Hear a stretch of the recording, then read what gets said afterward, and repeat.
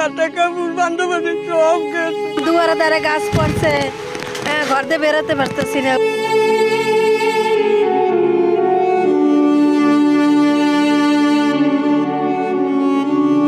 বন্যার পানিতে শুধু ঘরবাড়ি নয়, ভেসে যায় মানুষের জীবন, স্বপ্ন আর ভবিষ্যৎ। এ যেন এক নিষ্ঠুর পুনরাবৃত্তি। বছর বছর একই দৃশ্য, তবে নেই কোনো প্রস্তুতি বা টেকসই সমাধান। প্রতিবারই আমরা প্রস্তুত নই, প্রতিবারই হাজারো পরিবার সব হারিয়ে ফেলে। আর প্রতিবারই আমরা প্রশ্ন করি, নদীর এপার ভাঙে ওপার গড়ে, এই তো নদীর খেলা। এই ভাঙা গড়ার খেলায় কি সারা জীবন ভুগবে মানুষ? ত্রাণ নয় পরিত্রাণ, এটা কি শুধুই স্লোগান হয়ে থাকবে?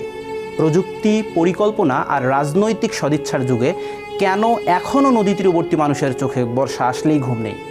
প্রজন্মের সময়ের আজকের পর্বে এই প্রশ্নগুলোর উত্তর খুঁজব দেশসেরা গবেষকদের কাছে। সঙ্গে আছি আমি, এই যে সাগর।